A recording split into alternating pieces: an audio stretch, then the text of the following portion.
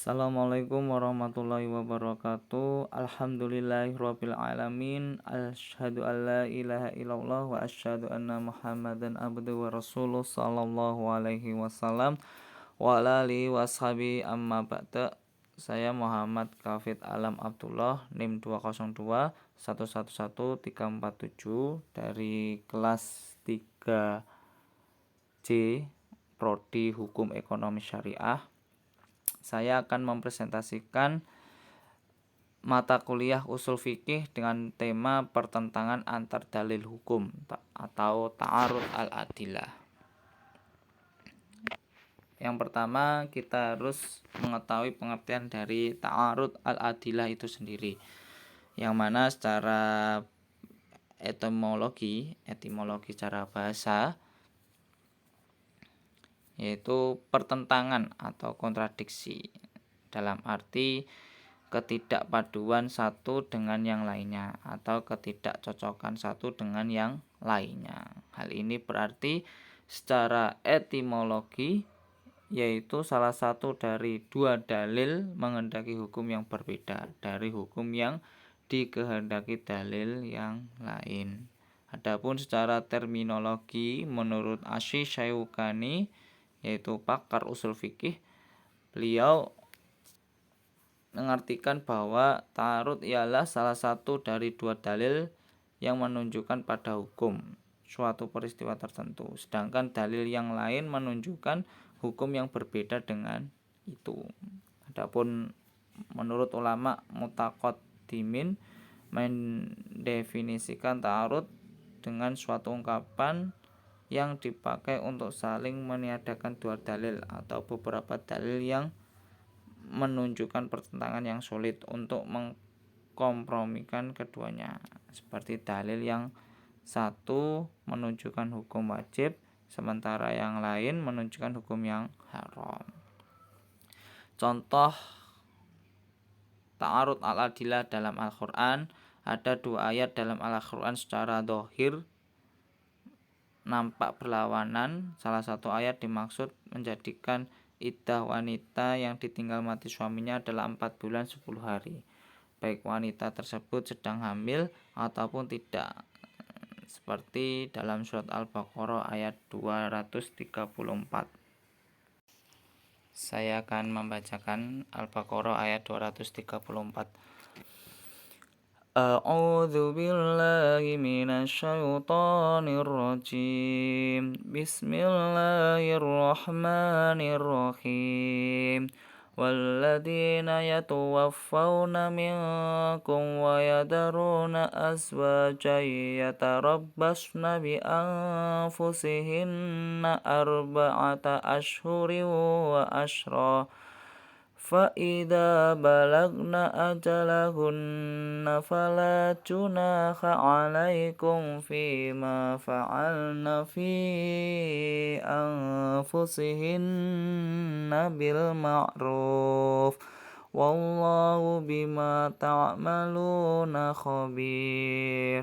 Artinya, orang-orang yang meninggal dunia di antaramu dengan meninggalkan istri-istri, hendaklah para istri itu menangguhkan dirinya beriddah 4 bulan 10 hari. Kemudian apabila telah habis iddahnya, maka tiada dosa bagimu para wali membiarkan mereka berbuat terhadap diri mereka menurut yang patut. Allah mengetahui apa yang kamu perbuat. Sedangkan ayat yang kedua membatasi waktu berakhirnya iddah wanita yang hamil, yaitu sampai melahirkan, baik wanita tersebut statusnya ditinggal mati suaminya ataupun karena dicerai, sebagaimana dalam surat At-Tolak ayat 4.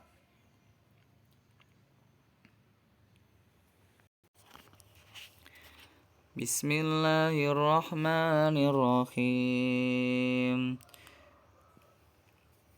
Wallai ya'isna minal makhidhi min nisa'in irtabattum wallai ya'isna minal makhidhi min nisaikum inirtabtum fa'iddatuhunna thalathatu ashhur wallai lam yakhidn wa ulatul ahmali ajalahunna an yad'na hamlahun wa man yattaqillaha yaj'al lahu min amrihi yusra. Artinya, dan perempuan-perempuan yang tidak haid lagi atau bahasanya itu menopause di antara perempuan-perempuanmu, jika kamu ragu-ragu tentang masa iddahnya, maka masa iddah mereka adalah 3 bulan. Dan begitu pula perempuan-perempuan yang tidak haid. Dan perempuan-perempuan yang hamil, waktu iddah mereka itu ialah sampai mereka melahirkan kandungannya. Dan barang siapa yang bertakwa kepada Allah, niscaya Allah menjadikan baginya kemudahan dalam urusannya. Dengan melihat kedua ayat tersebut, berarti telah terjadi 2 nas dalil yang saling bertentangan dalam pandangan mujtahid.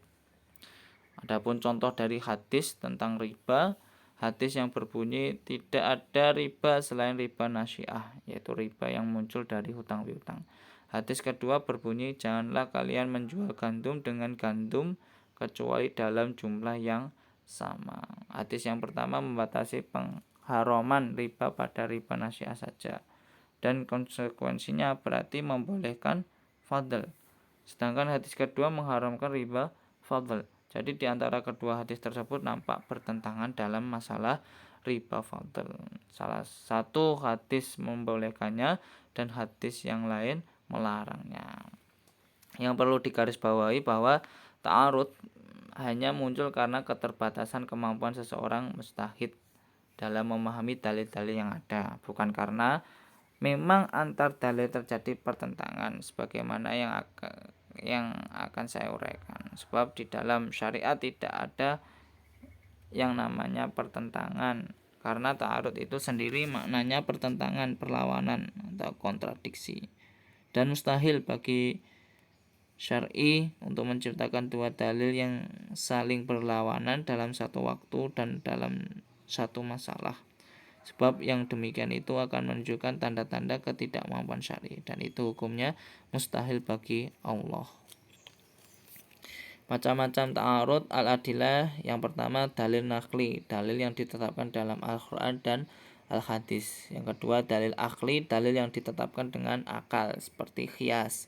Yang ketiga dalil khoti, dalil yang kekuatan hukumnya meyakinkan. Yang kedua yang terakhir dalil zoni, dalil yang kekuatan hukumnya tidak meyakinkan.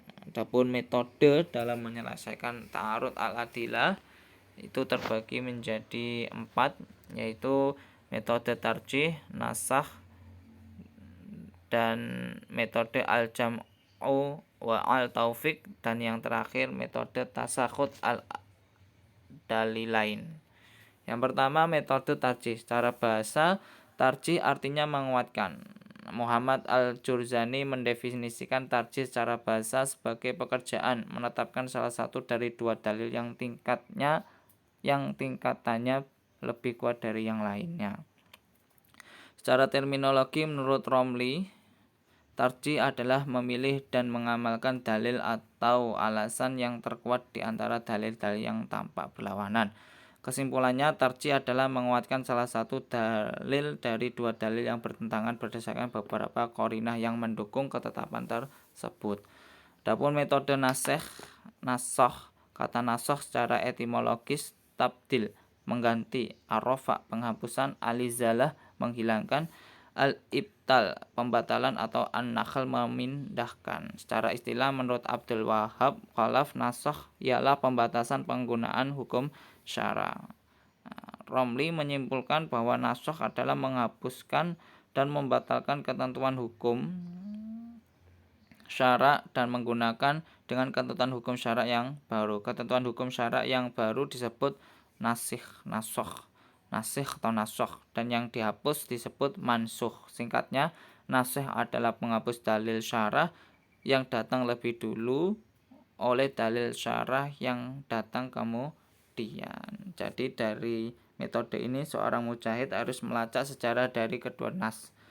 Dan ketika sudah diketahui mana yang lebih dahulu datang dan mana yang datang kemudian, maka nas yang datang kemudian hukumnya menasakh yang terdahulu. Contohnya seperti pertentangan yang terjadi dalam dua ayat iddah dalam surat Al-Baqarah 234 dengan Al-Tolak ayat 4. Seperti yang saya bacakan tadi, walladzina yatawaffawna minkum wa yadharuna awwajan yatarabbasna bi anfusihin arba'ata asyhurin wa asyra. Orang-orang yang meninggal dunia di antaramu dengan meninggalkan istri-istrimu, hendaklah para istri itu menangguhkan dirinya berita 4 bulan 10 hari. Nah, di ayat 234 Al-Baqarah ini, yang mana ketika seorang suami meninggalkan istri, maka masa iddahnya itu 4 bulan 10 hari. Nah, ini dimansuh nasakhnya surat At-Tolak ayat 4. Wa ulatul ahmali ajaluhunna ayyadna hamlahunna. Dan perempuan-perempuan yang hamil, waktu iddah mereka itu ialah sampai mereka melahirkan kandungannya. Jadi istri yang keadaan hamil kemudian ditinggal mati oleh suaminya, itu masa iddahnya 4 bulan 10 hari yang pertama. Kemudian ketentuan tersebut dimansuh surat At-Tolak ayat 4, yang mana istri yang keadaan hamil ditinggal mati oleh suaminya, maka masa iddahnya yaitu sampai melahirkan. Yang ketiga, metode al-jam'u wa al-taufiq. Al-jam'u wa al-taufiq yaitu mengompromikan dalil-dalil yang bertentangan setelah keduanya. Hal ini berdasarkan kaidah mengamalkan kedua dalil lebih baik daripada meninggalkan atau mengabaikan dalil yang lain. Misalnya firman Allah dalam surat Al-Maidah ayat 3, hurrimat alaikumul maitatu waddamu walahmul khinzir wa ma'ahillu lighairillahi bih. Diharamkan bagimu memakan bangkai darah, daging babi, daging hewan yang disembelih atas nama selain Allah. Ayat di atas tidak menjelaskan tentang jenis darah dan tidak membedakan antara darah yang mengalir dengan darah yang sedang buku, yang sudah buku. Kemudian ada ayat lain dalam surat Al-An'am ayat 145, kecuali kalau makanan itu bangkai atau darah yang mengalir. Pengompromian dari kedua ayat tersebut bahwa darah yang dilarang adalah darah yang mengalir. Darah yang dilarang adalah darah yang mengalir. Yang terakhir, metode tasakhut al-dalilain. Tasakhut al-dalilain adalah langkah terakhir mujahid yang berarti menggugurkan kedua dalil yang bertentangan dan mencari yang lebih rendah. Hal ini ditempuh apabila tidak bisa menggunakan ketiga cara di atas. Misalnya ada pertentangan antara dua ayat, sedang tata cara sebelumnya sangat sulit dipakai, maka langkah yang harus ditempuh adalah mengambil keterangan yang lebih rendah dari Al-Quran, yaitu sunnah. Apabila ada dua sunnah yang bertentangan, maka beralih pada istidlal dengan qaul as-sahabat bagi yang menggunakannya sebagai hujah, dan beralih pada qiyas bagi yang tidak menggunakan istidlal qaul as-sahabat atau ijma'.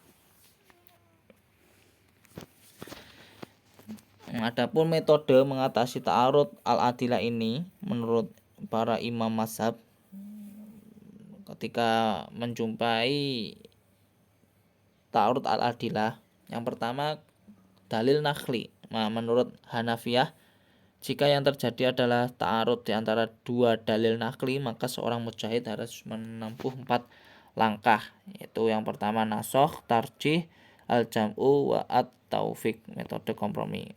Menurut Malikiyah, Hanabilah dan Zahiriyah, bila terjadi pertentangan atau ta'arud antara dua nas atau dua dalil bagi seorang mujtahid. Yang pertama al-jam'u wa al-taufiq, yang kedua tarjih, kemudian nasoh, yang terakhir tasakhut al-dalilain.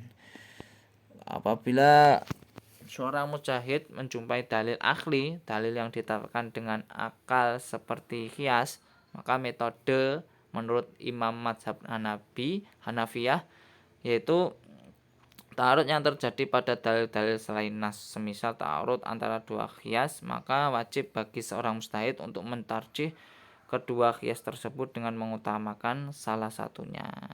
Jadi mujtahid ini melakukan suatu ijtihad yang menentukan salah satu dari dua qiyas ini.